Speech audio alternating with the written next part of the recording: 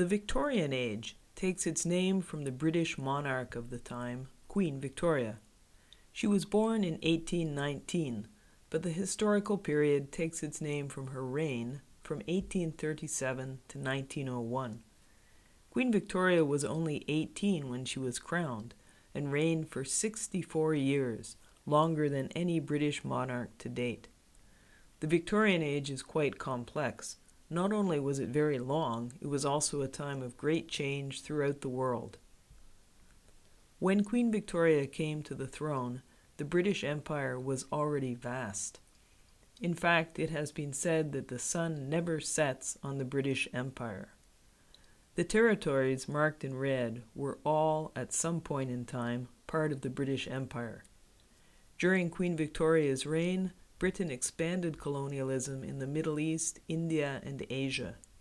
Queen Victoria was proclaimed the Empress of India in 1877.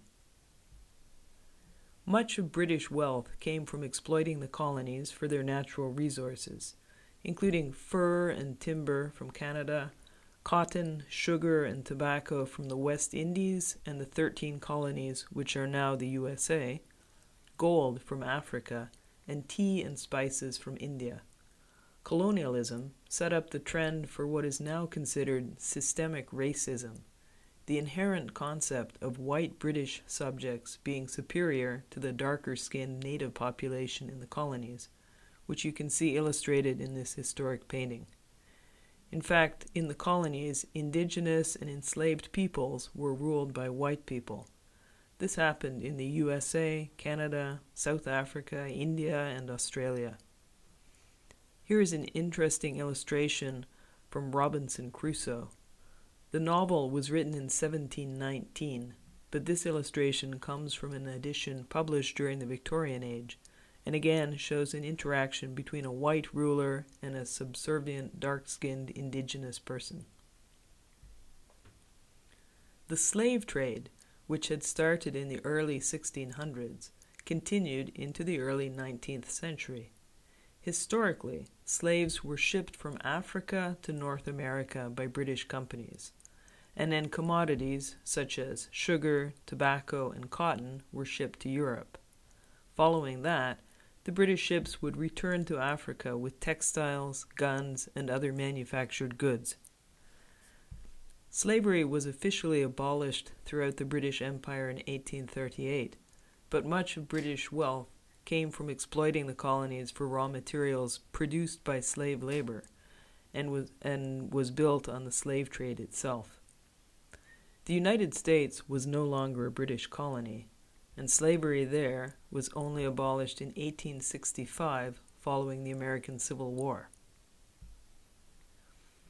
Another overlapping feature between the Victorian age and the preceding Romantic era was the Industrial Revolution. The Industrial Revolution began in 1760 and continued in its first phase through 1840. The steam engine was the driving force behind the Industrial Revolution, and it was developed by James Watt in Scotland. England was the center of the Industrial Revolution in large part because of the abundance of coal, the fuel used in steam engines that were used in textile factories and later steam locomotives. As more and more factories were built, people moved from the country to the city in search of employment. The Second Industrial Revolution started around 1870 and lasted until the First World War began in 1914. There were technological advances, such as improved steel production. Steam locomotives improved to develop the railway system and to power ships, which no longer had to rely on the wind. The telegraph system was developed, as was the modern postal system and production line manufacturing. Other technological developments included electricity, the telephone, and the internal combustion engine. Britain was truly the world leader, and this was the beginning of a concept of globalization. Technological progress may sound like a good thing, but with steam engines being driven by coal, there was a lot of pollution. Emissions from factories were not regulated in any way, and as well as breathing dirty air from burning coal, there was not much regulation regarding water pollution. More and more people moved to the cities to find work, but they were exploited by the wealthy factory owners and received very low wages. They could only afford to live in very crowded, poorly maintained housing called slums. The slums generally had very bad sanitation, with communal outdoor toilets and limited access to clean water. This, together with air pollution, crowded living conditions, and malnutrition, contributed to the spread of disease. People in the Victorian age died from bacterial diseases that we can now easily treat with antibiotics, diseases such as cholera, typhoid fever, and tuberculosis. Doctors thought that disease was spread through miasma, or impure air, and did not yet really understand how disease was spread. And disease was not limited to poor people. Queen Victoria's husband Albert died at age 41 from typhoid fever. Children in Victorian England were considered to be small adults. Poor children did not go to school. They worked in factories and in mines in terrible conditions. The Factory Act, finally passed in 1878, prohibited the employment of children younger than 10 years of age and limited the hours that children could work. In factories, they were given very dangerous jobs because of their small size, such as cleaning beneath machines while the engines were running, working in mine shafts, and cleaning chimneys.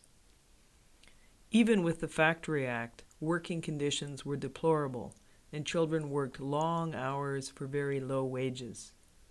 Fortunately, the Education Act was passed in 1880, which made school compulsory for children up to the age of 10, and later 12. The poorhouse, or workhouse, was a facility designed to house poor people in a time before social services existed. The Victorian concept was that poor people were poor due to their own moral failing. People who were unable to support themselves or fell into debt were sent to a workhouse, where they received basic necessities in exchange for work. The conditions were horrible. Families were separated, and there was a high mortality rate. These facilities were designed to punish people for their poverty, and hypothetically make being poor so horrible that people would continue to work at all costs. Being poor began to carry an intense social stigma, and increasingly poor houses were placed outside of public view. Charles Dickens wrote about social issues because he had personal experience with the workhouse. When he was 12, his father was sent to a workhouse, and young Charles was removed from school to work in a factory to support his family. Women in Victorian society had one main role in life, which was to marry and take part in their husband's interests and business. The phrase, "angel in the house," comes from the title of a very popular poem by Coventry Patmore written in 1854, in which he described his angel wife as a model for all women. According to the ideals of the time, a woman should be devoted and submissive to her husband, meek, passive, and powerless, charming, graceful, sympathetic, self-sacrificing, pious, and above all, pure. Wealthy upper-class women learned to be decorative. They enjoyed reading novels and cultivated an interest in art and music, although they were denied formal education and were not expected to have political views. Middle-class women would learn housewife skills, such as sewing, cooking, washing, and cleaning. For working-class women, marriage brought the added burden of bringing up children and running the house, possibly in addition to working long hours, either in a factory or in a household industry like sewing or doing laundry. For all classes, once married, a woman became the property of their husband. All of their property, money, and indeed their own self and their body was owned by the man. Suffrage, or franchise, means the right to vote. At the beginning of the Victorian era, only wealthy landowners could run and vote for office as an elected representative. The Chartist movement started, which eventually secured votes for all men, and elected representatives were given a salary, which allowed working-class men to stand for office. Upper and middle-class women then demanded a vote, and the women's suffrage movement began.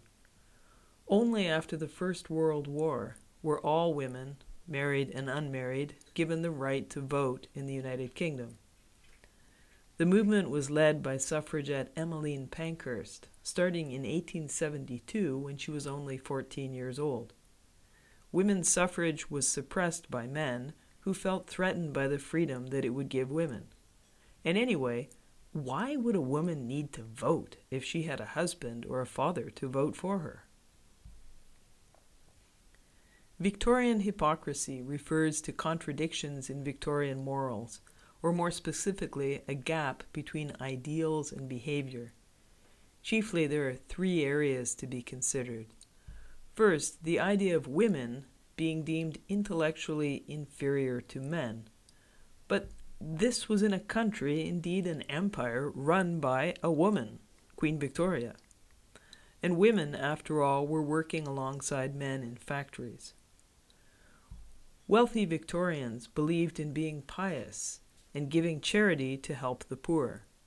But it was also very important to be seen by others as being charitable. Although they would give money to associations that helped the poor people were considered morally inferior, certainly not the moral or intellectual equivalent of the wealthy.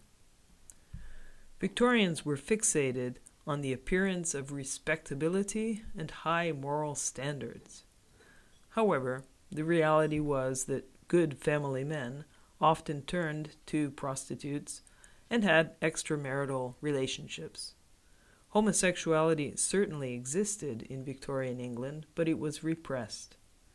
There was also the ongoing exploitation of the poor, and many wealthy Victorians turned a blind eye to slavery in the Americas or the original source of their family income.